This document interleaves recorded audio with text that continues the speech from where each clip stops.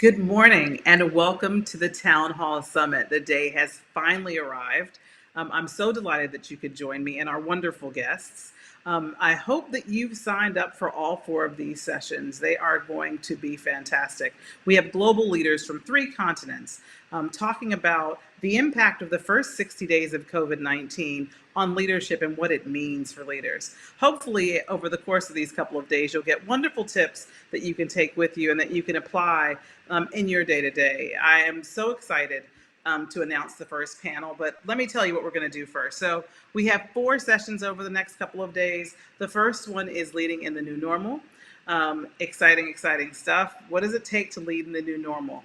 The second is innovation and entrepreneurship. We know that out of crisis comes great opportunities for innovation. So we'll listen to some amazing innovators and entrepreneurs talk about what they are doing and what they're seeing in the marketplace globally. We will talk to founders about what it's like being a founder stroke CEO during crisis and how they are trying to continue to build and sustain their businesses through all of the things that are changing environmentally day by day. And last but not least, we'll have purpose-driven leadership, operating with purpose, doubling down on the strategies around diversity, corporate social responsibility, and philanthropy that companies need to do to ensure that their customers and staff understand their commitment to people through this change. So we're really excited to get started. If you don't know me, I am India Gary Martin. I am a leadership expert, advisor, and executive coach. I am delighted to be able to do this. The culmination of the Town Hall Summit came from having conversations with a number of clients, conversations with colleagues around industry about how we are going to sustain ourselves from a health and well-being perspective, from a strategy perspective, from a leadership perspective, as the COVID-19 crisis continues to perpetuate and even some new information begins to emerge, how we manage that decision making. But without further ado, I'd like to jump into leading in the new normal. I'm so excited about this group. There are wonderful I call them titans. They wouldn't probably, but titans of industry who are joining me for this. So I'd like to make introductions to them. You will have seen there on the promo just before, you will have seen their short bios. If you want to read their long bios, please go to the website, www.townhallsummit.com. You can see all the details about them that you want to, but I'm still going to do an introduction to make sure that we get this right. First, we have Kimberly A. Blackwell. Kim is heralded as one of the country's top executives in new media, marketing, and advertising. Kimberly is a technical, strategic, and creative consultant and trusted advisor to the C-suite of publicly and privately held companies in the areas of brand, culture, change, management, organizational effectiveness, digital transformation, and inclusion through the channels of media, high tech, and experiential. She's an influencer working her magic on the world's most well-known brands and is a multipreneur shaping small and mid-cap businesses alongside working her magic on some of the world's most well-known brands. Welcome, Kim Blackwell. Colin Coleman is an amazing leader. I had the pleasure of meeting in South Africa when I was working there a few years ago. But in addition to being heralded as one of Euromoney's top 10 financing leaders for the 21st century, and the World Economic Forum's Global Leaders for Tomorrow, Colin Coleman enjoyed a long career at Goldman Sachs, most recently as CEO for Sub-Saharan Africa. Having left that post in January of this year, Colin is now a senior fellow and lecturer at Yale University's Jackson Institute for Global Affairs. Welcome, Colin Coleman. It's wonderful to have you here today. I would like to welcome Betsy Miller. Betsy is co-chair of Cohen Milstein's public client practice in Washington, D.C. In addition to being a practicing lawyer, she's an adjunct law school professor, author, public speaker, and certified leadership coach. She does it all. Named among the Law Dragon 500, she's also recognized as one of America's 50 most influential trial lawyers. Betsy is the current co-chair of the Women's Leadership Forum at the National Trial Lawyer Summit and is known for her expertise in complex negotiations, navigating difficult conversations, and cultivating leadership in the law. Thank you for joining us, Betsy. Welcome. Last but not least, I'd like to welcome Shaka Rashid. I've known Shaka for many years, and he is a force. A leader for all of his life. I had the pleasure of meeting him while he was a student at Morehouse College in Atlanta as class president, no less, and again as managing director and senior client advisor with JP Morgan Asset Management, where he led the firm to secure its first ever $1 billion alternatives strategic partnership mandate with a large public pension. Shaka was shaking things up from has been shaking things up as long as I can remember. Shaka is now the MD and GM, managing director and general manager of capital markets at Microsoft in New York. He's also worked in leadership roles at firms like Bridgewater and Lazard Asset Management. Shaka, welcome. Thank you for joining us. I know you're super busy, so glad that you had the time. Welcome. When I started having the conversation and started preparing for the Town Hall Summit, there are two significant pieces of research that I used, which will drive a lot of the conversations that we have. One of them is the Edelman Trust Barometer for 2020, which measures and monitors trust and how people are generally feeling about a number of different factors and a number of different measures. But it was really useful in framing some of the questions that I will ask, and I hope that you can see that reflected. The second piece of research was Better Decisions, Brighter Futures, the 2019 Corporate Social Responsibility Report for Moody's Corporation. And I used that piece because I wanted to ensure that I understood how corporations were responding to not just the crisis, but the kinds of frameworks they put in place to be able to manage their businesses when increasingly people are demanding that businesses be more responsible about their communities. I'm going to stop there in terms of kind of setting the frame. I'd like to kind of start the conversation. And I'm going to start with Shaka. Shaka, you've worked at both boutique and institutional kind of and large kind of institutional financial services firms. You've also led through crisis. I mean, in 2008, you were well in the leadership seat. The question is kind of around what you experienced differently in those organizations with regard to decision making, particularly given organizational size and maturity as a baseline. So, the kind of question is, in a smaller boutique firm, or do you have the ability to be more agile, for example, in making decisions, particularly in times like these? And what are you experiencing differently in both? And then further, which I'll kind of throw in later, is what that means in terms of what return to work looks like, or how you might shape what happens in the future for your organization. Given that you're new in the seat from January, what does that look like? So that's fair. One, thank you for having me. When I think about this issue, it's pretty interesting because I don't find that there's a necessary correlation between size and care. So there's an orientation. I've had different experiences from large organizations, smaller boutiques, but in different groups, right? So you have different experiences. But the one consistent thing I found is that firms who are truly empathetic, meaning having an orientation towards their customers, towards their employees, but really putting themselves in their shoes, kind of take the stance differently. So Microsoft's a fairly large organization in terms of the number of people, 150,000 people. But the uniqueness around the empathetic part, the orientation of saying, I understand that this would be a difficult time and that your kid may be joining your Teams call or that it may be difficult for you to schedule things out. And so we have to make sure that we allocate time for our colleagues and our customers to be able to be human. I think is an experience I'm having now. I got to tell you, so I've 25 years in Wall Street before a technology career, and the variance of that just really differs from the on high orientation about being empathetic.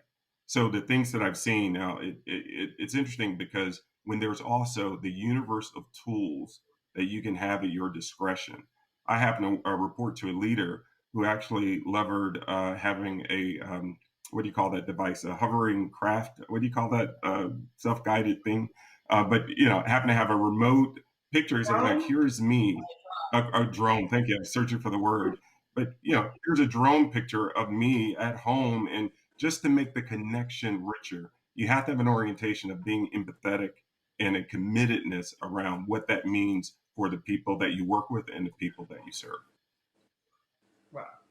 So what does that look like? What is the shape of that going? into this crisis? Like when people are talking about returning to work, what does that look like for you in terms of how you think about your people moving into those spaces? And obviously, you're a technology company, so technology companies had to leap on this in a lot of ways, right? Because remote working was not something that was new.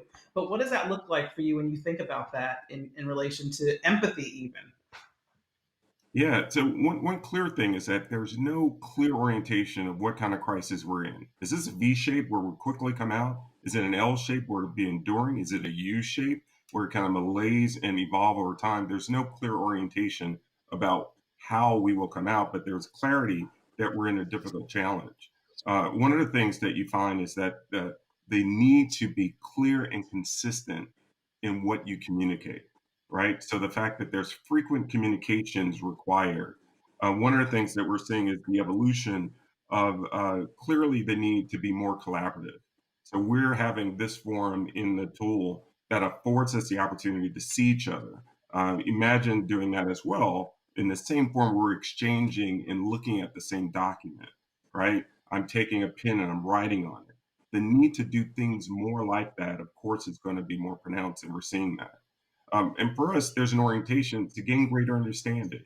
So, assessing, understanding the risk around you. What are the ways that you're able to take information and have your own thinking, but also have supportive mechanism, machine learning, artificial intelligence, as a mean to delineate and make greater sense out of the inputs that you're receiving. So we're seeing a greater need for those kind of things to evolve.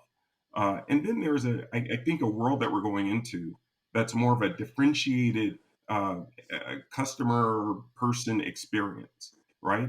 The ability to try to understand and grab more attributes of understanding about the person, the institution that you're interacting with in a way that allows you to engage them in a better way. So tons of tools around that. Microsoft, is a firm that is at the forefront of that, right? So the ability to create these tools that create greater agility in how you're able to pull that information and lever that information to make more informed decisions and better interactions. But at the end of the day, it comes from a source of being rooted in being empathetic as the start to saying, how do I figure out what to do and who I'm doing it for in a better way? Awesome. Great. Thank you. Thank you for that. Does anybody else have anything to add to that? I mean, it's interesting because, when I think about all of those things and we think about the role of technology, I keep reflecting on the fact that actually, imagine if this happened 10 or 12 years ago where we only had phones, really. It's challenging enough, having these conversations on Zoom calls all day. I think we all have Zoom fatigue. But what if we were doing this on a phone? The challenge that would present is almost unfathomable. I mean, does anybody else have a thought about what they're seeing and experiencing in the same space? Okay. Then I can move on to Colin because Colin, this actually leads me quite well into what I'd like to kind of share and ask you, and that is kind of, I think it was last week or the week before. You wrote in the Times that your former boss Lloyd Blankfein taught you the folly of making predictions during periods of uncertainty and the importance of using risk management as the overarching framework for sound decision making. And so I kind of, and that is, it is pure folly trying to predict anything right now. I mean, I think it changes every 3 minutes.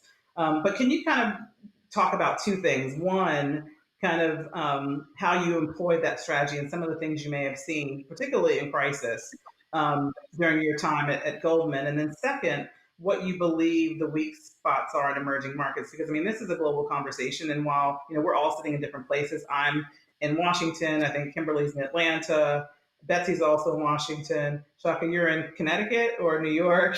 New York. Um, New York, and then Collins in South Africa, and that you'll see that through this summit that people are in all kind of different places and spaces.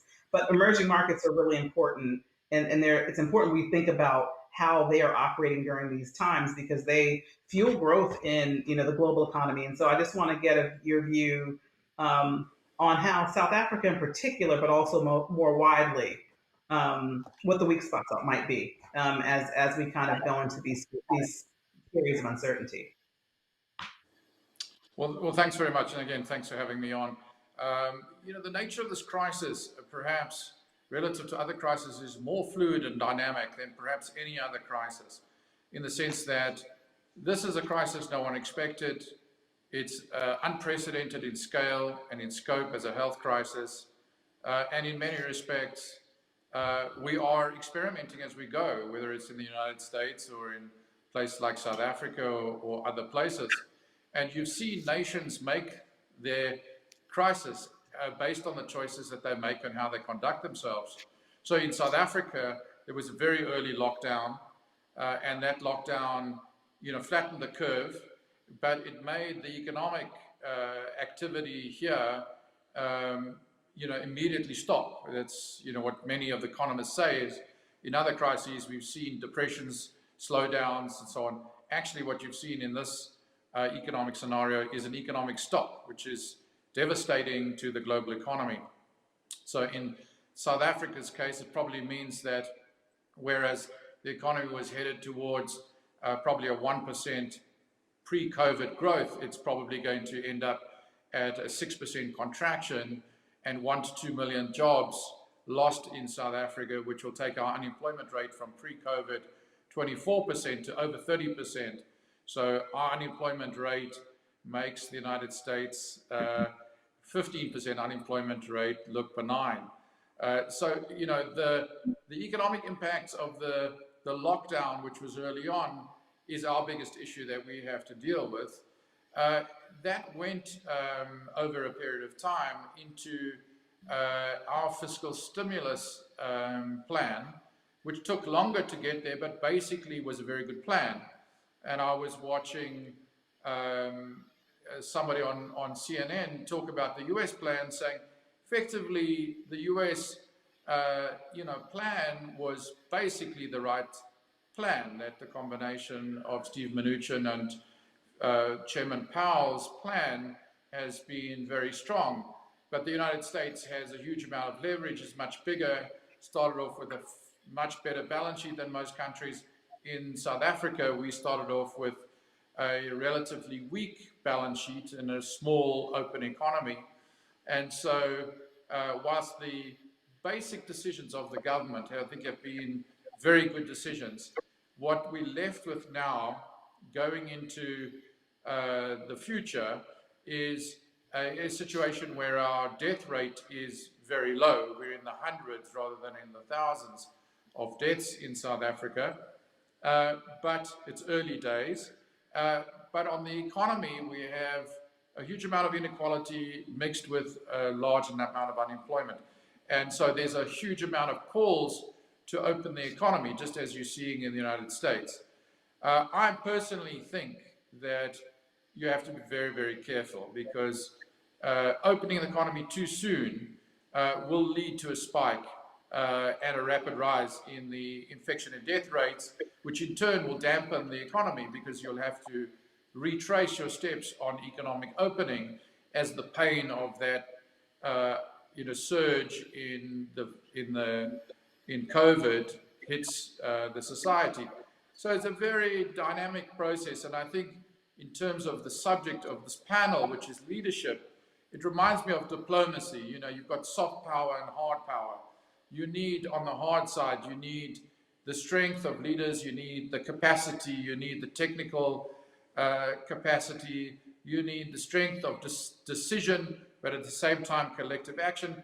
On the soft side, you need to be reading the mood of people, and you need to be reading the ability to be compassionate and lead in a way that you're taking people with you, because this is all in the end legislated, but also requires the population to coalesce and to agree and comply with lockdown regulations.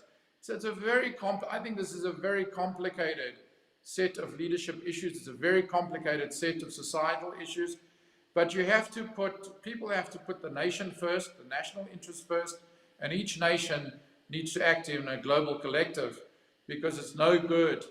This crisis will thrive on excellence in one place and chaos in another. The chaos will rule, and you will have, the rise in the crisis. So I watch Andrew Cuomo in New York think he's absolutely excellent. I watch other places in the US, and I'm shaking my head because I think that what's going to go on in the US is you're going to have rapid rise in these states where there's too early opening and irresponsible, it looks to me, you know, opening without controls, without the 14-day infection rate going down, as Anthony Fauci has warned America yesterday. And I think it's the same with nations. If South Africa does well and the United States does badly, but the United States citizens travel to South Africa, they bring COVID with them, and so on and so forth, and vice versa, it's just going to be a mess. So everybody in the world needs to, I think, be cautious, be prudent, be decisive, and find a way through this crisis.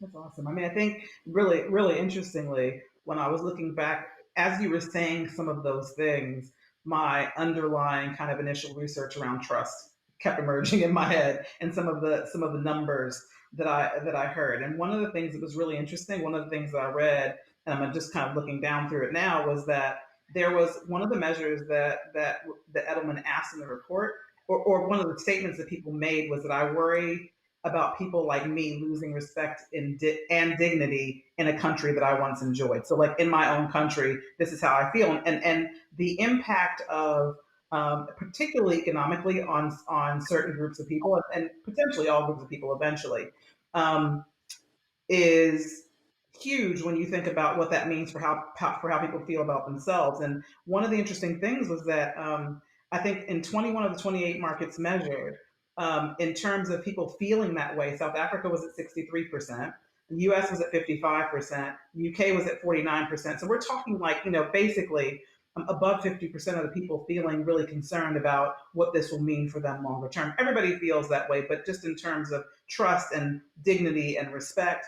And so it's a really interesting time to be having this conversation, especially about business, because you can't separate people from business, right? Because they are the, I mean, there's folks of us who sit in leadership seats, but the reality is, everybody else, people are doing the work physically in their various spaces. And so you can't separate those two. So kind of the emotional piece of this for people, we can't forget what that feels like. People are on the grief curve in various shapes and forms, right? Some people are kind of still in denial. Other people are in the depression part of the curve, and others are kind of moving to what are the opportunities that we might be, what's next, and how do we move forward?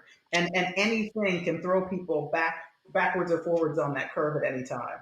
And so just kind of thinking about the people piece of this and what this means for people who actually have to go out and do the work, I think is a big thing. And so, I think when we think about that as leaders, Betsy, you and I've had lots of conversations about a number of these kinds of things. But specifically, one thing I found really interesting is you're really well known for your research and thought leadership around polarities. And we had this conversation, which was really funny. I actually did my research so that I could set up what the polarity framework is. And so I'm going to say a little bit about that, then I'm going to ask you to kind of talk about it in relationship to this crisis and how people might leverage it in decision making around some of the tough things that are going to come our way that aren't going to go away. So the kind of idea around polarity management is that instead of solving a problem and moving on, you manage the dilemma. The dilemma comes from the tension between the two ends of the spectrum, or the kind of two competing polar opposites that are interdependent. The framework, in the polarity framework, you identify the strengths and weaknesses of the two poles, and then you focus on the strengths. So basically, you solve problems, but manage the dilemmas you face in work and life. So, like, for example, work-life balance is a good example of that. You don't solve it, and it's done. Instead, you balance the tension between working and not working by recognizing the strengths and weaknesses of both. Or like health is another great example. You don't get healthy so that you never have to invest in your health again. You kind of have to balance the polarity between the two. So, problems are not ongoing things. They're things that happen and you move on. They're solvable, and they tend to have, alternatives that are mutually exclusive options. Polarities are ongoing. and they need to be managed together to optimize the situation. So that's kind of the frame. I hope that I gave some amount of background on what that means and how that shows up. But I kind of wanted to ask you, Betsy, that polarities during crisis are much more acute, right? They are absolutely much more acute, and they have to be managed even more intentionally. So, can you talk about what it means for practically for leaders in the current crisis and how you're seeing it emerge in your space, but more broadly? Sure, and I appreciate both Shaka and Colin's lead-in because a lot of what you both said is really relevant to this framework, and I think the reason that that is because the framework is not a new idea; it's as old as yin and yang, and the notion is that there are times when we need to move away from either or thinking to a place of both and. And either or thinking really serves us well if we are in a cave and a woolly mammoth comes to attack us and we have kind of the choice of do we stay or do we go? That is a very different situation than when you are confronted with a paradox or a polarity of should I be hard or should I be soft? Should we approach this with candor? Should we approach this with diplomacy? Should we focus on the task? Should we focus on the relationship? The answer is both. And the trick to this is it's not so much actually a balancing. You're not trying to get 50% of one and 50% of the other. You're trying to leverage the benefits of both. And when you are able to hold the benefits of both, you're actually creating something slightly different. And what's nice about the framework is that it's a very, I think, neutral and forgiving way for people to understand that we can all fall into overuse of our preferred pole. I, for example, am somebody who tends towards the candid side of things. It's not that candor is bad, but if I were to be fully candid all of the time to the exclusion of ever being diplomatic, there would be no one left to talk to. You can sort of imagine how that would happen. And I want to give just a little bit of context for this in a leadership framework, because coming from the legal profession, it is a funny business. We are a talent-driven business. We are a service business. We don't produce anything at all other than our words and our ideas. And yet, historically, the legal profession has not really invested in cultivating talent in terms of the whole person and the whole leader. And so I'm on a bit of a mission in my own career to try to change that. And I actually see this crisis, when you try to look for the silver linings and bad things that are happening, as a bit of an opportunity, because I think what we all need to understand is recognizing the type of challenge that this crisis is presenting to us. And by that, I mean, it is an adaptive challenge. It's not a technical challenge. It's not one where we can say, let's go get the tools out of the toolbox and just use them to address it. It's one where we actually have to evolve and build new capacity and confront the reality of, in order to make space for that new capacity, we have to decide what are some of the core values and traits and qualities that we need to make sure to preserve in ourselves, in our organizations, in our culture, and what are some of the things that we need to shed in order to make room for that evolution. Because if anyone has kids and ever has read that Eric Carle book about the crazy zoo animal that just keeps putting on, he's got the head of a zebra and the toe of a lion and the nose of an elephant, that doesn't really work out genetically. What you need to do is sort of march towards an organized evolution of incremental innovation. And so I want to bring that back to the concept of polarities, because we could spend, and I have spent years and days and hours talking about the framework, but one of the pieces of it that I think is most present in this particular crisis is the core polarity of stability and change. And the reason I mention that one is because in chaos, there is a tendency in leadership, because there is a call for leaders to do this, to soothe and to say, everything is okay. It's this, you can recognize what's happening. Let's brush aside the uncertainty and let's keep things stable.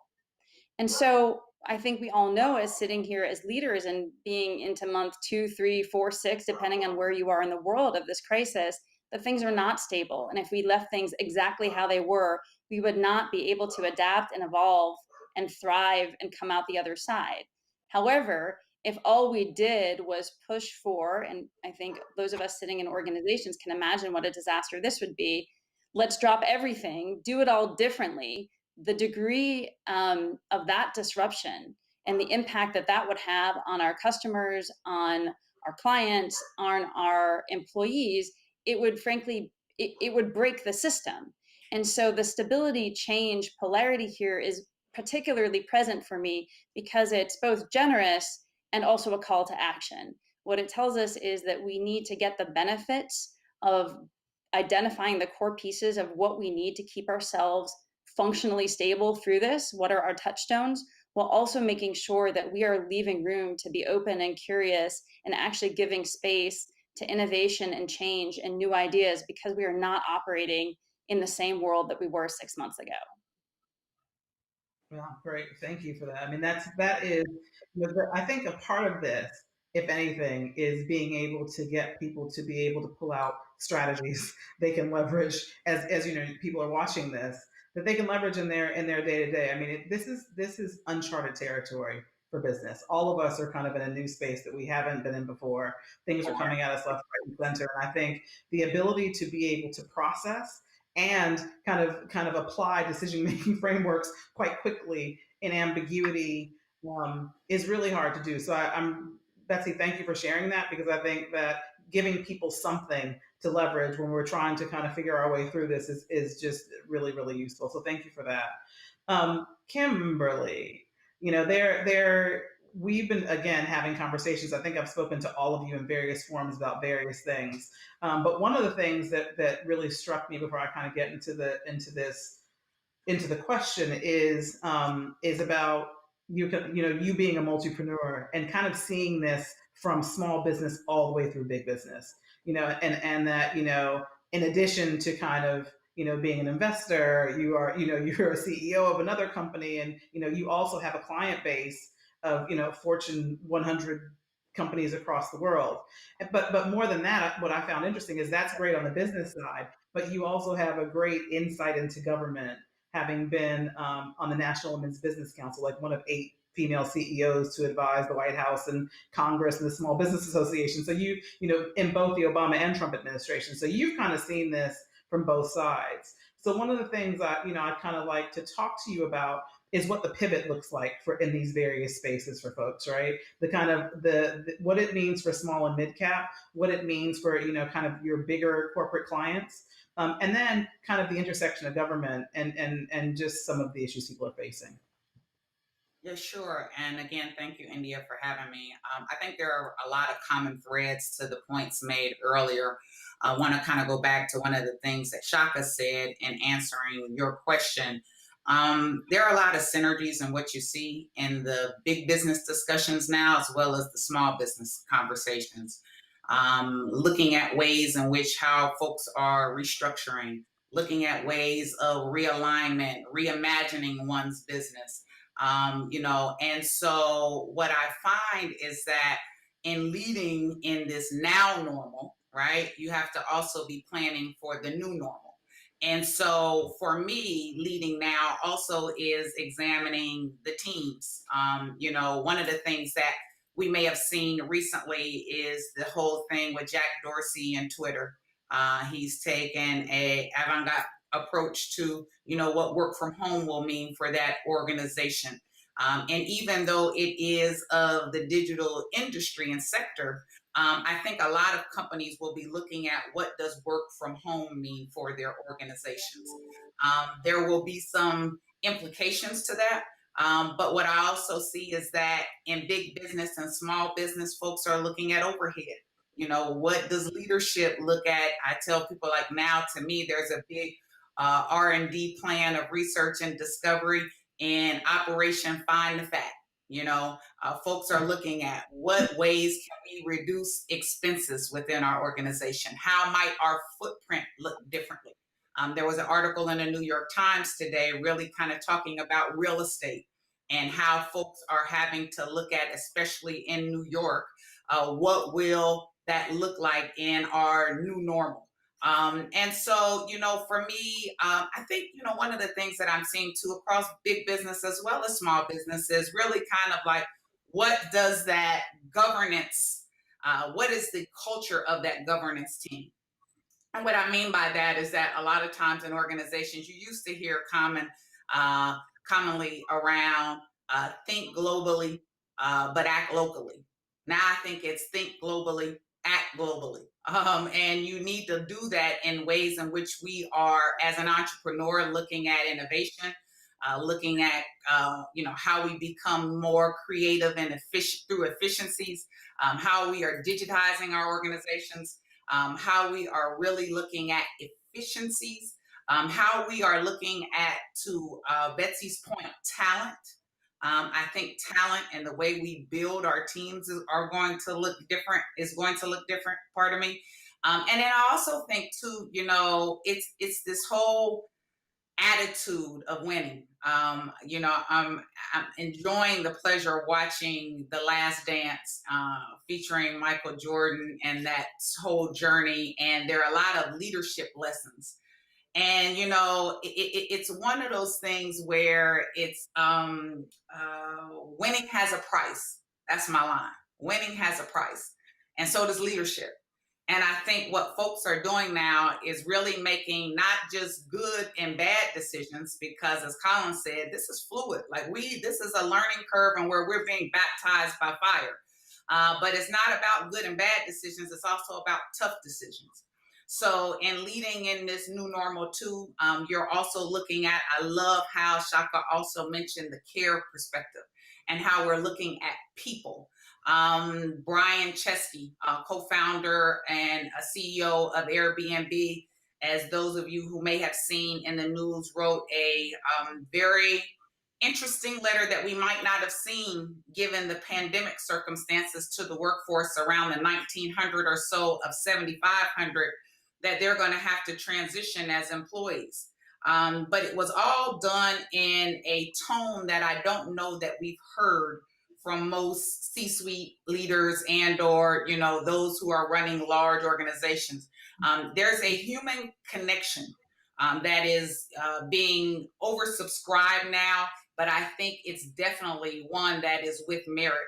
And I think as we look at, no matter how big our businesses are, what we need to do in a gig economy where you have solopreneurs that are now going to have to look at how they may be impacted, and also in the way that we do it in big business. That's true. I'm going to ask on that one. Are we getting some feedback? Am I only hearing that? Okay. So this is really interesting. Again, reflecting on the trust stuff, 87% of people are now saying, and this is that kind of human piece, that stakeholders, not shareholders, are most important to long-term company success, right? So the people piece is emerging, and that 74% of CEOs, 74% of people are saying that CEOs should take the lead on change rather than waiting for government to impose it. So folks are looking to business to be able to drive what this new normal is going to look like across a multitude of spaces. Business will impact a whole bunch of others based upon its leadership, and folks are looking to business for that. As I mentioned earlier, that competence is something that people ascribe to business. That's who they're looking to around the competence or demonstrated competence to lead through this crisis. And then the other thing I found interesting was that consumers are expecting brands to act. They want to see the names that they know and trust acting. And so, brand can be a really powerful force for change. But people are basically saying, I expect them to represent me and help solve societal problems, and my wallet is my vote, right? So kind of with that in mind, and kind of having that, thinking about how that shows up in your businesses. Shaka, do you want to can you talk a little bit about just kind of what your thoughts are around that? Absolutely. So one, I've really enjoyed this discussion. It's right at the heart of the things we're experiencing. One is you recognize that there's change to come, but not quite acutely of how that manifests itself. So in terms of facilitating a curiosity, we call it a learn it all orientation in our organization, right? The fact that you don't explicitly have to have the answer, but you have to be curious to ask the questions about the how. So, love thematically, we're talking about entering this new environment. And so, for us, I had a conversation yesterday. Let me back up a minute of a 50-year-old senior executive at a global private equity firm who earnestly conveyed, he said, for the first time in my life, I'm exclusively using a laptop. Like this is someone saying, I had phone and all of that, but there's an orientation that you recognize that there's an educational component of understanding the utility of those tools. Many people are using collaborative tools like our teams, right? And having the type of video conferencing or some of the devices where you build more collaboration. But there's an orientation that there's a training required. There's some sort of J curve to investing in understanding what is available, how to use it for you, that is required to get to the other side where you then have efficiencies born out of that. So we're seeing a lot of play out in many different businesses. We're raising questions about that. And I tell you, there's a realization, one of the benefits of this environment is that it's prompting change in ways that may have taken decades to realize in terms of, there is an absoluteness that we've got to do something in order to be in a better place in the horizon, and probably wouldn't have taken the medicine required to getting there. And so, we recognize and are very empathetic to the fact that it is difficult to change sometimes. And as leaders, it is important that you articulate and you drive people to thinking about that polarity dynamic that Betsy talked about, right? The things that we're just defining. In fact, yeah, we need and want that change, but there may be difficulties in getting there and helping people through that. So, as an organization and a business I lead are across financial services firms who are experiencing this unprecedented acute pain in their industry, and we're helping them just to think through that in the utility of collaborative tools and ways to assess risk and using machine learning, artificial intelligence, and thinking about how do I create the data lake around me to know more about what's happening with my customer, what's happening with the people who are on my team and at my firm, and in how I'm able to then make better reference recommendations, suggestions, questions even about what to do about it. So it's a uniquely interesting time. Let me pause. No, that's awesome. That's great. I think in about probably 4 or 5 minutes, we're going to go to questions. But there are a couple of things I want to kind of pull out from the panel based upon things people said. So you can start in the Q&A box. You can start asking questions, and I'll come to those after we've had the conversation here. But one of the things, Betsy, that struck me about what you said, and then Colin, what you were talking about, and I'll start with Betsy, is that, and I'll ask to kind of keep this within a minute so we can move. But what are you seeing? What kind of advice do you have for people in the legal space right now, Betsy? Because it's an interesting time for you. I mean, again, you're a very, as you mentioned, people-driven business, and the ability to be able to connect with people is much more challenging. So, what does that look like in terms of how you interact with your stakeholders, your clients, and your teams, given especially though the work that you do is technical, a lot of what you do is influence in terms of your ability to do that as a trial lawyer, of course. So can you kind of talk about that just a little bit? Because I think that would be useful for the folks who are on from the law. Yeah, I mean, it's a really tough time for lawyers, just like it is for everybody else, because we're operating within the confines and restrictions of some systems around us. And imagine what would happen if the wheels of justice just ground to a halt for the next 12 months. Not just the criminal justice system, but also the civil justice system, and what would happen to people's rights, and what would happen to unresolved problems that companies are trying to get their own answers to. So I think it's very challenging. I mean, I guess I would say something more general, which is, and I think I mentioned this last time we spoke, India, there's a Bruce Lee quote that really sticks with me right now, and that is that under duress, we do not rise to our own expectations, we fall to the level of our training. And so what I would say to the legal profession is catch up on this, because the business world is ahead of us on it. But the training we should invest in is adaptability. and understanding how to move from this either or space, which our lawyer brains are trained in law school to do, because that's why we are able to give our clients good, crisp, soothing answers. And to lead through this crisis, we have to shift into this both and mindset. And as Shaka was saying, do it with a learner's mindset. Curiosity is not a badge of shame, it's a badge of honor. You can both have expertise and also be curious. And so that is a tough shift for lawyers, because people call on us to give them answers. And in a crisis filled with uncertainty, the answer has to be, here's how I'm going to help you hold it through here, but I can't give you the exact thing you're asking me to do.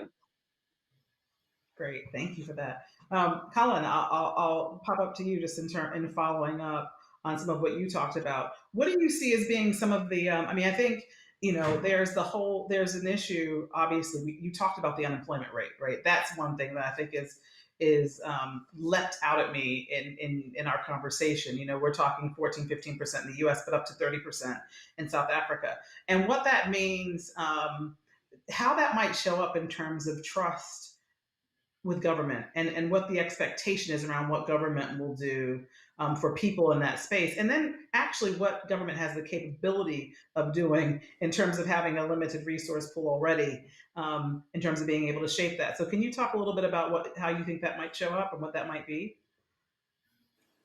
Well, it's a complicated question, but let me just pick up some of the issues in the panel and come back to the specific of your question. I think the theme that I'm getting, which I want to bring it down to, is within the complexity of this very fluid environment that we've been talking about, there are going to be winners and losers. And there are going to be nations that win and lose. There's a whole debate about, is China going to rise relative to the United States because of this crisis? If you look at emerging markets, South Africa has done very well, New Zealand has done very well. Peru and Turkey, for example, are just highly concerning. The amount of deaths and infection rate in a place like Turkey is, it's only twice the size of South Africa's economy, but it's about 30 times the number of deaths in Turkey.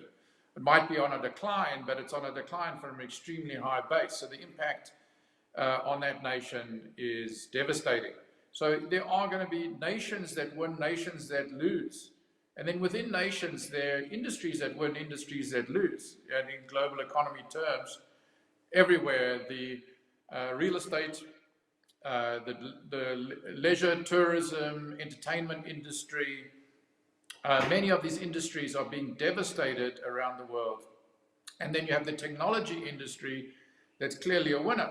So you have the online commerce platforms like Amazon, Alibaba, various others in various countries that are gaining, and you see it in their share prices as well. And then you have, within countries, you have regions that win, regions that lose. You have communities that win, communities that lose. And then ultimately you've got families, that are doing better or doing worse. And that comes back then to the nation, because the problem with inequality in this crisis is absolutely crystallized to everybody. So you have various mainstream economists calling for universal basic income grants. You've got people like Gary Cohn yesterday, who was calling for a revision of the entire tax system in the United States in order to pay for this fiscal stimulus and to reset the economic distribution of resources in society, precisely because the inequality, the winners and losers in society, is getting aggravated by this crisis. So it's a very complex system. What can governments do? Governments have effectively now come through. We see these cycles where business thinks that they're the all-important actor in society, and then they get smacked by events, and suddenly you realize that governments are very much in control of setting the tone for society and for business, and this is one of those times. And so it's very important that governments lead. Now, I think, if I had to sort of say, generally speaking, what do governments have to do? They have to stabilize their societies. They have to stabilize the fiscal and social and health impacts of this crisis on their societies, number one. Secondly, they have to modernize and restructure, and they're going to have to effectively go through a period of their own vaccine or their own cures for the actions that have had to take in this crisis. And then ultimately, the world is going to restructure to, for example, this whole working at home, working with technology. One of my favorite hobby horses at Yale University is the whole question of technology disrupting public service delivery. Because I think now it's very certain that passports, visas, education, health, all manner of public services are going to be delivered online. You're not going to go to government offices to get these things anymore. In 20 years' time, I'm absolutely certain you can bank on that those services, just like consumer online services getting delivered to the home, those services are going to get delivered to the home.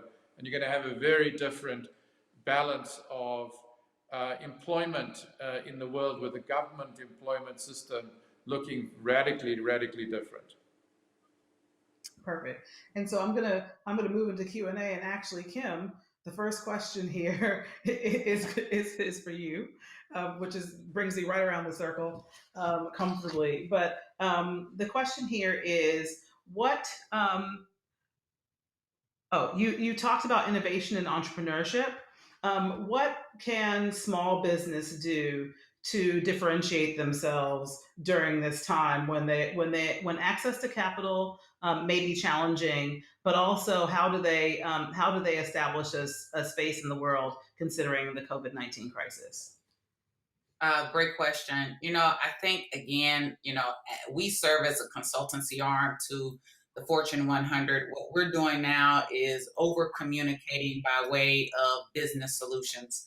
I think, again, people come to us kind of seeking the big idea, but as well as the implementation. And for small business, I always say, where do you fit within the value chain? You want to make sure that in the sense of adding value to your clients, to your customers, you want to look at ways in which you can kind of get in front of, whether it be through the digitizing your platforms. I am also saying that, PPP was one of the sources of funding for many small business enterprises here in the States. But for some, they were not able to access it. Just as we're seeing that people of color were disproportionately impacted by way of the health implications to COVID, we're also seeing that in small business.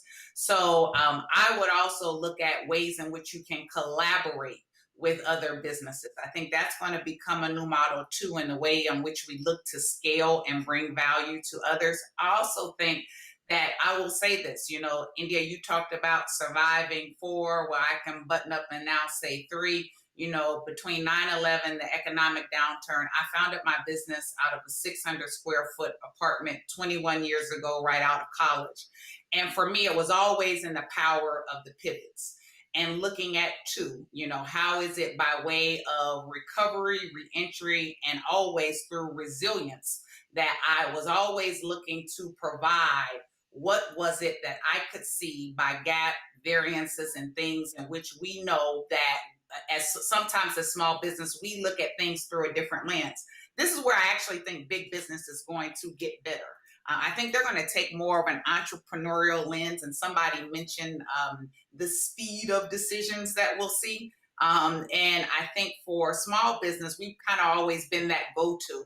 And how do you make it smarter, quicker, faster, better? But I still think that, to the point of not just stabilizing, we can't be in a sustainable mindset. We need to be in a thriving mindset. I do believe there is another side and other side to this, and looking at ways too in which you maybe look at direct to consumer models as being a faster trend in the way that businesses will look to perform on the other side. And then always considering, how is it that you use your network? I tell folks, you have to differentiate in business. You have to diversify in business. And one of my other favorite D's is dial for the dollars. Don't be afraid as a small business to use and position yourself in ways in which you can add value. Awesome. That's a good answer. I don't think there's more to say than that on that subject, but it leads us into the next question. I think we'll probably have space for one more, maybe two, depending on the length of the answer. And I really like this one. And that is, given the liquidity in giving the liquidity premium markets now, are you still investing? And if so, what asset classes are you particularly keen on? That's a great one. I think for anybody, I mean, Shaka, Colin, Kim, Betsy, anybody. I mean, this could be personal. Well, it's going to be personal for any of us, but anybody have a view? Let me Yeah, go real I quickly. want to. Shaka probably has the scientific, more technical answer. Mine is real quickly. Yes, I'm still investing. Most of my investments now are going into fintech categories. But I would say if you are in a position, and notice I said if you are in a position, so invest responsibly. There are a lot of great deals that are happening now. Yeah. And so these are my personal comments. One is the only free ride to investing is diversification, right? And so the being oriented around that, even as you have conviction around ideas, is just a principle I'd say to honor. The other thing I'd say, which is the big miss for many, is simply not investing enough. And so being very clear about what you're targeting, what your objectives and goals are, what you're investing for, the duration of that horizon, like retirement, for example, or next month or vacation should it ever happen again. Those are different objectives. So being clear about what you're solving for.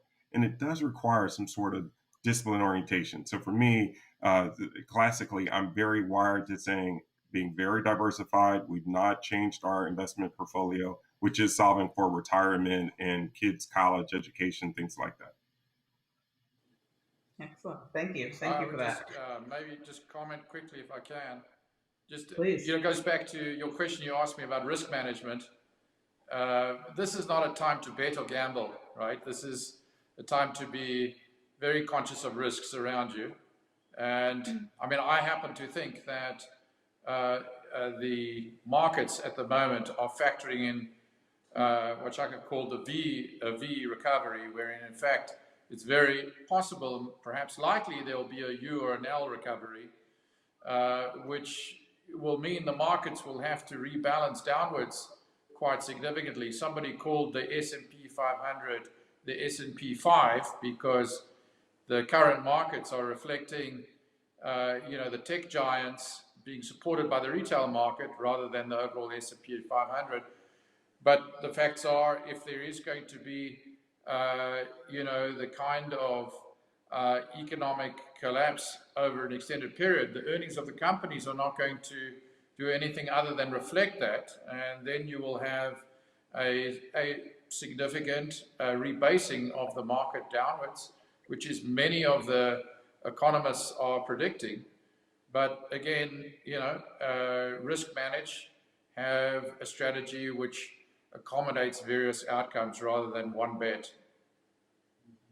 Awesome. So we're at 11 o'clock, but I'm going to have do one more question. Betsy, I'm going to ask you this question. If you can keep it brief so we can let people go on. I know that we're time boxed and we got caught, but I think this is a great one for you in closing. Is we've talked about a lot of the hard stuff. How can we as leaders support our communities, colleagues, and family and friends to rise from some of the emotional kind of feeling that we're having at the moment? And how do we motivate each other to move from a sustaining to a thriving mindset, given what's happening in the current environment? I will close with that one. It's a multi-part question with a time-limited answer. So, I was one of the great joys for me in this at-home time is the richness of content that is both interactive and available and really high quality from friends and colleagues in the leadership coaching space and organizational development space that's being made available to everyone for free. And so I was sitting on one of these many calls somewhat recently, and this one happened to be Salesforce's call with Brené Brown. And she said something that for folks who read her stuff, and I certainly do, really stuck with me. And that is, it is a time to reward people being honest about failure and struggle. It really is a time to encourage and support your colleagues, your family, your bosses, your employees, your organization to be open and honest about that the fact that it is struggling and also that it is looking to rise through this. And so I guess I would leave you with two very quick things. Thing one is, do take advantage of the enormous outpouring, the generous outpouring of wellness and leadership material that is out there right now. And that's everything from mindfulness practices, pause practices, free yoga classes, to the type of seminar that India gives and others in this leadership space give.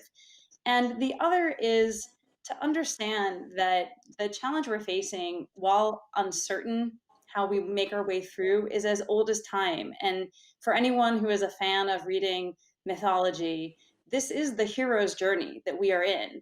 We have been called to action, we have been called to adventure, and we have had to depart from things that we know are safe and recognizable. And we are smack dab in the middle of what that journey calls the ordeal. We are facing our demons, we are reshaping ourselves. We hope that we will come out transformed and better so that we can bring our more expanded selves back home to our organizations and our families in this new space. And I was just having a conversation with my husband about this last night as we're kind of cooped up in the house together, about what growth opportunity is here for us as individuals and as parents. And I take that very seriously as a person and as a boss and as a colleague. And I would just say, to echo Brené Brown, bring your whole self into it, and to be kind and compassionate to yourself and to others, as the fellow panelists have also said. So thank you. Thank you, Betsy. So with that, Kimberly A. Blackwell, Colin Coleman, Betsy Miller, and Shaka Rashid, thank you for giving us your wealth of knowledge and sharing with us your wealth of knowledge on leading in the new normal. Thank you very much. We will be moving at 11:15 a.m. Eastern Standard Time very shortly to our next plenary session, which is Innovation and Entrepreneurship. We hope to see you there. Thank you.